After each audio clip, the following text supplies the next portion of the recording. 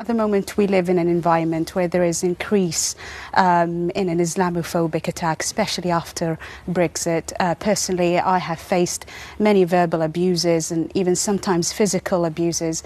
In fact, I did an interview with the BBC once, and someone looked fearlessly at the camera and shouted at me, "You're an F-word bomber." This is what happens in the front of the camera. You can imagine what could happen behind it. Yeah. And for me, it's quite difficult to take. It's really painful because I'm actually not a bomber, I'm not a terrorist, I'm a molecular geneticist working in the lab trying to improve the life quality of cancer patients. This is who I am. Yet there is a person in the street has the guts, has the courage to call me, "You're an F-word bomber." So can we, the other sort of fundamental thing is why? Why do you wear it? I wear it because it's my own personal spiritual journey. I believe it's my own way to connect with God. It doesn't mean that I am undermining women who chose not to wear it, or they wear the headscarf, or they don't wear it at all. It is just my own personal journey. It's an act of worship. I believe that I will be rewarded if I can wear it, but also it has become part of my identity as well as my faith, and also a symbol of resistance to all these stereotype and negative perception about Muslim women. What we hear a lot of the time is that Muslim women is isolated, is uneducated, is failing to integrate, but the truth is that they haven't really spoken to women like me. Because Muslim women who chose to wear it are actually minority within a minority. So a lot of people did not have the chance to interact with veiled women. And then they have this negative perception and negative highlights in the media about Muslims in general. And then they see me in the street and they abuse me and other women. Dr. Taj, you say this is a toxic ideology. Yes, because it's got nothing to do with Islam. For people who say this is part of the spiritual journey, it's part of religion, I have a very simple question for them. Where in this book, in the Quran, does it actually say so? Nowhere. In fact, nowhere. And the word, in fact, burqa or niqab is not even mentioned in the Quran. And what the people who wear this don't tell the non-Muslim public that it's banned in Mecca, the holiest place in Islam. You can't perform the pilgrimage with your face covered. This is not true.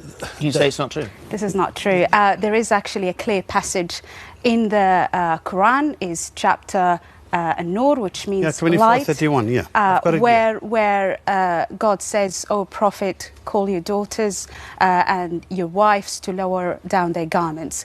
The thing is, this passage has different interpretation. You can interpret it. Yes. He interprets it in that way, and I respect it. And this is my own interpretation. But can I just say, in Britain, isn't something that makes us great and brilliant and wonderful that we have choice and we have freedom to express ourselves, to wear what we want, and we have that choice? Should we ever be told, regardless of whether it's something to do with religion or whatever it's to do with, should we ever be told, "Oh, you can or can't"? This idea that somehow facial concealment is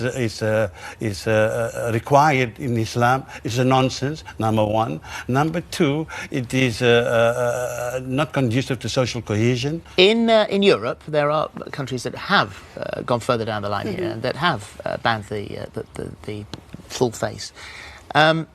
In France, many claim that it's made France's social divide worse. In Belgium, women claim it's an attack on religious freedom. In Bulgaria, it's seen as part of a disturbing trend of intolerance and xenophobia. In the Netherlands, women feel that they are like prisoners in their own home. And in Austria, it's seen as a reaction to the rising popularity of the far right. It has no benefit. Don't worry, you might say, for example, why do you think a Muslim majority country like Morocco has banned it, or Chad, a Muslim majority country, has banned it, and Niger and other Muslim majority countries have banned it? This idea that this tribal garment somehow is representative of Islam. How is this thing symbolic of Islam? How? I don't understand how some spirituality is within. It is not a facial symbol. It's my own choice. I want to wear it. It's part of my faith. It's not a facial symbol. You know what? I respect his right to disagree with me. You know, he's got his own interpretation, and I respect that. But I find it difficult that a political party comes and superimpose their views and ban it. And not only that, trying to fine me for wearing and exercising my right to express my faith and identity.